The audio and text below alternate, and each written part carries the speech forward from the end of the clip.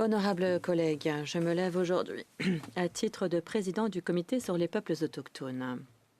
Au début de la fin du 19e siècle, le gouvernement du Canada, avec les églises notamment catholiques, a exploité des pensionnats autochtones. Ce système existait conformément à des lois et des politiques qui avaient pour intention éradiquer, assimiler les peuples autochtones. On estime que plus de 150 000 enfants autochtones ont été forcés d'aller dans ces pensionnats et certains ont été transférés à d'autres endroits. Trop ont souffert de négligence, de maladies et d'abus, et trop d'enfants ne sont jamais rentrés chez eux. Il était commun pour les parents de ne pas être au courant que leur enfant était transféré au profit d'une autre institution, ou de la mort de l'enfant, ou de l'emplacement où il se trouvait. Beaucoup se sont retrouvés dans des fosses communes, mais on ne les a pas oubliés. Les dossiers relativement aux pensionnats autochtones et aux hôpitaux, au sénatorium, sont critiques pour que nous puissions comprendre, documenter et partager la vraie histoire du Canada.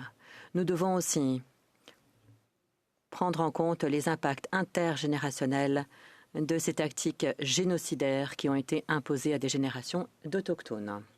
Malheureusement, beaucoup d'obstacles perdurent et empêchent les collectivités et les familles d'avoir accès à ces dossiers. Dossiers où on trouve des détails de la vie de ces enfants qui se sont retrouvés dans des pensionnats autochtones et autres institutions. En juillet, nous avons publié un rapport qui s'intitule « Des dossiers disparus, des enfants disparus », qui traite justement de cette question. Vous vous demandez peut-être comment on en est arrivé à ce point. En juillet, notre comité a rendu public un rapport intérimaire sur la façon d'honorer les enfants par le biais de l'éducation et de la réconciliation.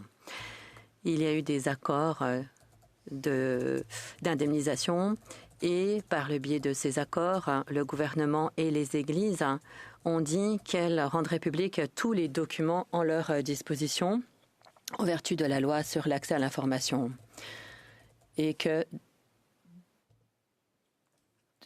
pour ce faire, il y a un organe qui a été créé pour permettre la réconciliation et le partage de ces dossiers, de ces informations. Mais en mars 2023, des représentants de NCTR et du bureau de l'interlocuteur indépendant pour les enfants disparus et les fosses communes a dit qu'il y avait des dossiers qui n'avaient toujours pas été divulgués. Donc, on s'est engagé à mener des audiences publiques pour mieux comprendre pourquoi les obligations n'avaient pas été respectées. Entre septembre 2023 et avril 2024, notre comité a organisé 10 réunions et a entendu 39 témoins. Nous avons invité tous les détenteurs de dossiers qui avaient été identifiés par la Commission en 2023 et on a la liste. Entre septembre 2023 et avril 2024, notre comité a organisé donc 10 réunions et a entendu 39 témoins. Comme je l'ai dit, nous avons invité tous les autres détenteurs de dossiers qui avaient été identifiés par la Commission en 2023, notamment des fonctionnaires du ministère des Affaires du Nord et des Affaires autochtones, Archives Canada, et d'autres fonctionnaires du Manitoba, des territoires du Nord-Ouest, de l'Ontario, du Québec et de la Saskatchewan. Les témoins de l'Église catholique qui figuraient sur la liste comprenaient des représentants des archives et de l'Église Immaculée,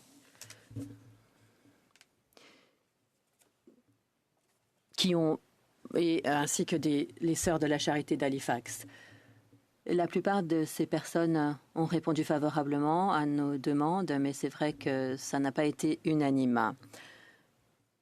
Malheureusement, nous n'avons pas entendu les archives de l'Alberta ou du Manitoba ou encore du Québec. En même temps, nous étions ravis de constater que certains témoins avaient trouvé d'autres dossiers après réception de notre invitation. Par exemple, l'archidiocèse de La Paz a rendu public certaines informations. Nous remercions tous les témoins qui ont participé à cette étude, y compris les leaders des Premières Nations qui ont parlé de leurs efforts visant à avoir accès au dossier. D'après les recommandations ou les conclusions, Il y a des obstacles qui ont été identifiés qui empêchent les Autochtones d'avoir accès aux dossiers. Par exemple, beaucoup de dossiers ont été détruits ou perdus. Et il peut être très difficile de trouver ce qui existe toujours, étant donné qu'il n'y a que très peu d'informations sur leur localisation. D'autre part, les dossiers se retrouvent un petit peu partout au Canada et sont détenus par les gouvernements et les églises. Par conséquent, les familles autochtones ont dû naviguer plusieurs compétences, plusieurs bureaucraties pour tenter d'obtenir des informations. Dans le rapport intérimaire, on donne des informations sur les efforts territoriaux et provinciaux qui portent sur les pensionnats autochtones, y compris de nouveaux développements. Par exemple, le comité a entendu qu'au Québec, il y a une loi qui a été adoptée pour permettre un meilleur accès aux dossiers relativement à la mort des enfants qui ont été dans des organisations religieuses ou des pensionnats autochtones. Et il y a eu des demandes pour l'exhumation des corps et leur enterrement. En Ontario, le bureau du coroner a créé une équipe d'enquête sur les morts qui ont eu lieu dans les pensionnats autochtones ou dans les institutions religieuses.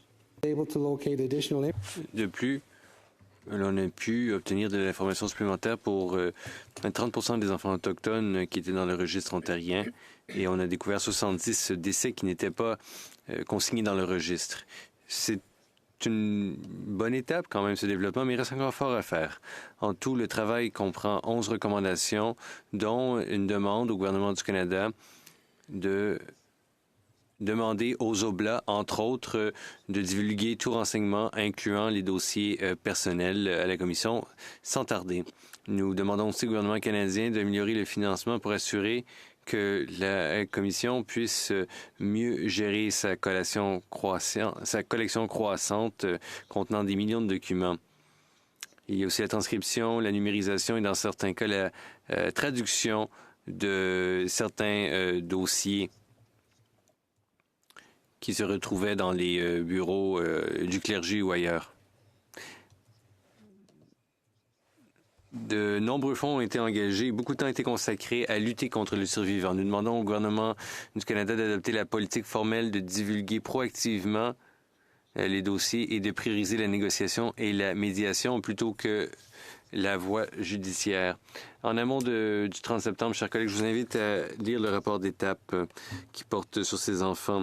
Les peuples autochtones ont le droit individuel et collectif de connaître la vérité de ce qui s'est passé à nos familles, de ce qui s'est passé à nous. Nous avons le devoir non seulement de nous rappeler de l'histoire, mais de confronter l'histoire. En outre, le gouvernement canadien doit prendre des mesures concrètes pour appuyer la recherche continue sur la justice, la vérité et la réconciliation. C'est dans cet esprit que l'on pourrait espérer une véritable réconciliation. Merci beaucoup.